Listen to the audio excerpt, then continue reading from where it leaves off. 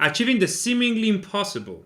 It's a matter of time, not chance, if you have the correct systems in place. Let's get to it.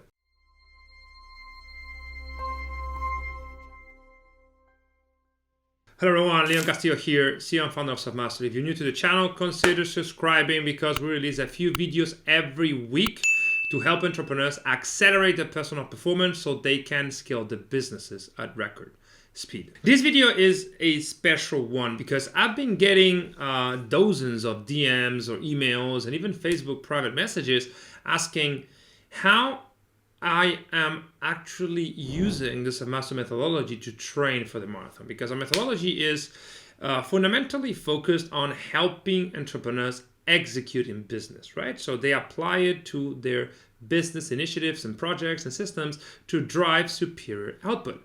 But how can we apply that to a health goal like running a marathon? And how did Yannick did it? Yannick is the first client that tried this and managed to do a marathon in less than 8 weeks back in April 2021. So this video is to show how do we think about execution, what's the execution framework that we teach. We did the Selfmastered Performance Accelerator, and how am I using it to achieve the seemingly impossible, which is run a marathon in less than 4 hours starting from zero. And so far it is working because I managed to complete the Madrid half marathon with just 1 month of training in less than 1 hour and 45 minutes. So let's get to it.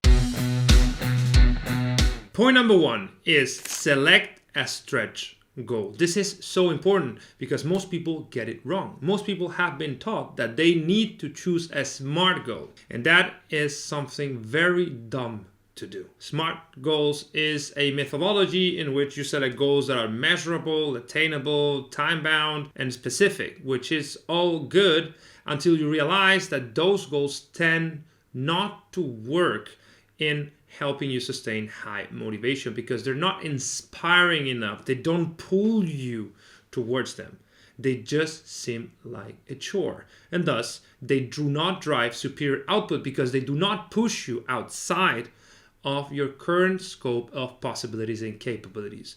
And as you probably know by now, most growth happens outside of what some people call the comfort zone. And how do we manufacture that pressure so that you naturally seek being confronted towards that uncertainty and clarity that comes from leaving the comfort zone? How do you push past the resistance? How do you surmount the pain that comes from exertion? By having a stretch goal, by having something that inspires you, something that you haven't done before that pushes you outside of what you now know it is possible. And in my case, of course, is running a marathon. I've never run a marathon before. I've never run a half marathon before this one. I'm not a runner. So I thought that running a marathon in less than 4 hours is already a stretch goal. And if I try to do that in 8 weeks, well, that's quite a feat. So that's step number one. Step number two is audit the baseline. That's also something that most people don't do. They set stretch goals, but they do not understand what is the actual picture of themselves. Or as we say internally, what is the system of themselves performing? What's working? What's not working? What has to be done more? What do you need to stop doing? Having a clear baseline is the prerequisite to be able to design the system that will allow you to improve that baseline. In my case, I was super clear about what is the current state or the state last month of my health. I was 93 kilos. My VO2 max was 41. I didn't have the necessary muscles or muscle tissue to support that marathon, and I was well aware of it. And when designing this challenge, I created systems that we're going to see later in this video to help me precisely solve those issues and really push me to a next level of functioning. So audit your baseline. I see too many smart entrepreneurs setting stretch goals about multiplying their revenue by 10 in 12 weeks, and they do not have enough reps, sales reps, to get on goals, or they don't have the necessary marketing systems, or they don't even have a functioning product. It is very easy to fool oneself, and the most important thing is know at all points what's the actual state of the system, ourselves, and our business. That's step number 2. Step number 3 is define the goal with precision. Even though it's a stretch goal, you need to be clear on what does achieving this goal mean. The more precise you are at this stage, the easier for you going to be to create the systems that will make that goal inevitable. A good example will be, if I say I want to run a marathon, that might be a stretch goal or might not be a stretch goal based on my conditioning. But if I say that I want to run a marathon in less than 4 hours with less than 8 weeks of training, that's already quite specific. And if I say that I only have 3 days a week to train, that's still more specific. And if I say, because I've tested myself, that my VO2 max is low, then I know that I should be prioritizing high intensity interval training to push my anaerobic threshold up. So this is to say that the more specific the goal we set, the easier it's going to be for us to create the necessary systems to make it a possibility. Which leads me to point number 4. 4 is about creating the systems that will lead you to that stretch goal. And systems can be of 2 kinds within our methodology. One is the prototypical projects, the one-off enterprises that you undertake in order to achieve something. There's other 2 states in a project, either done or not done. And it is very easy to calculate the necessary inputs and resources each project requires. In this case, the projects related to this stretch goal are very simple because it's just things like scheduling and having performed my VO2 max, or signing up for the marathon, signing up for the half marathon, signing up for the 10K run. Entrepreneurs launching big initiatives without having all the necessary projects in place. I used to work on a fund that they were willing to invest 100 million per year in Spain in real estate, and they did not even had done their tax structure. So the project of creating that tax structure wasn't finished, so we couldn't invest. So you would be amazed at how many people set big goals but don't understand all the necessary projects that need to happen successfully so that that goal can be achieved. So first thing is, what are the projects that need to be undertaken and who's going to be taking care of? And 2 are the initiative, which are recurrent tasks that happen in a cyclic manner that we use to underpin the projects or as a separate enterprise supporting the big goal. In my case, for instance, it would be running 3 times a week and do so with an increasing level of difficulty. That's an initiative. 3 times a week, I know that I will be running. One of those running will be a continuous running with a low heart rate. The other one will be high intensity interval training. And the third will be on Sundays, a race or a longer stretch. By knowing that every single Tuesday, Thursday, and Sunday I will be training, I remove a lot of complexity from my life. And that's how the top performers make peak performance inevitable, by scheduling everything on their calendar and forgetting about it. Every time 6 a.m. on a Tuesday comes up, I know that I need to wear my shoes and go running. Which leads me to step number 5.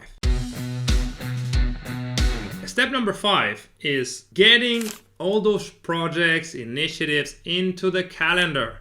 It is very important to go from the macro to the micro and schedule everything so that you know at what time each thing is happening.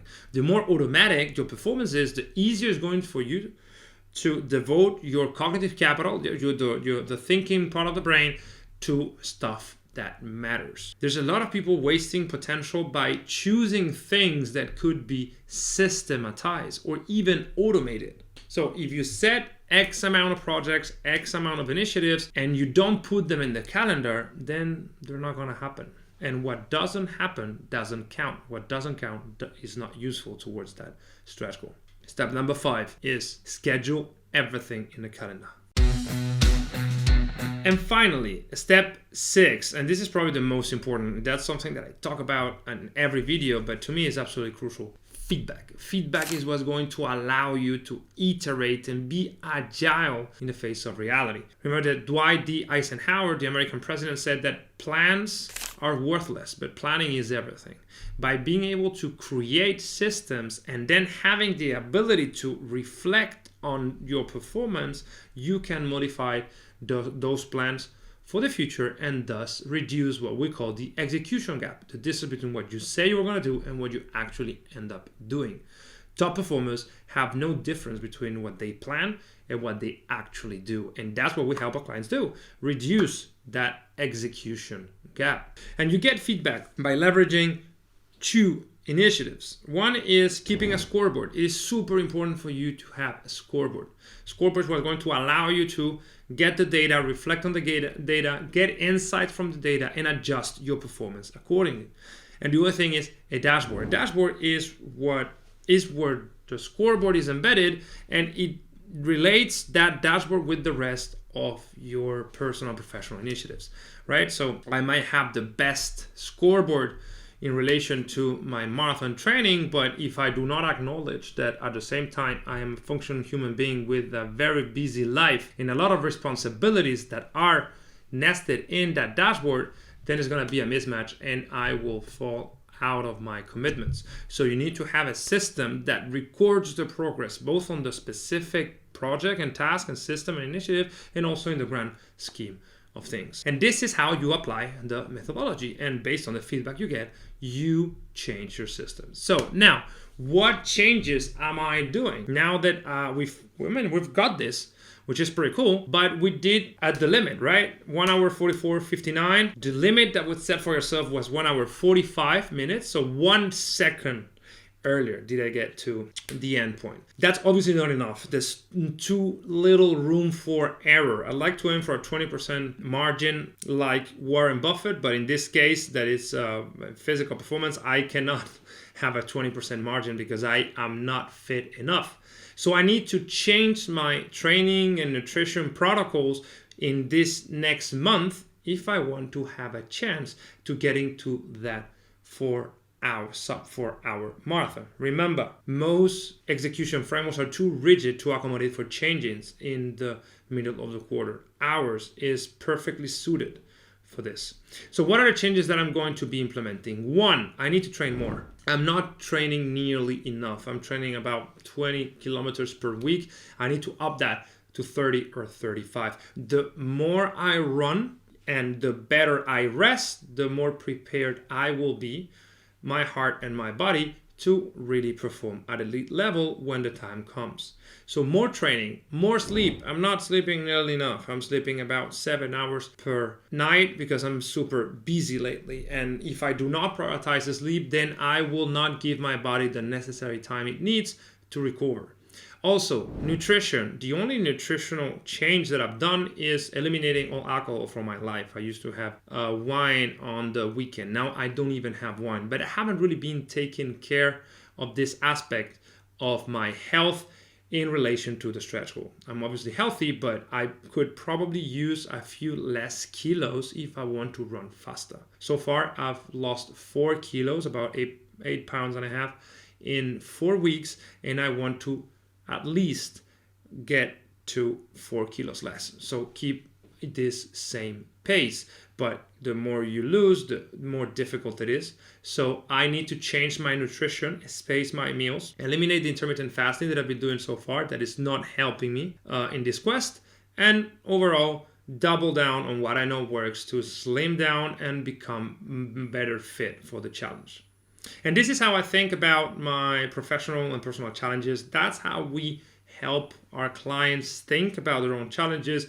And this is why the stuff we teach works so well. So now you have access to all the magic that I use to basically get those impossible goals that we help people get. And if you want like the full framework and understanding how can you best implement this, hit us up and we'll be happy to diagnose your case and see if the Selfmastered Performance Accelerator is for you. See you in the next video.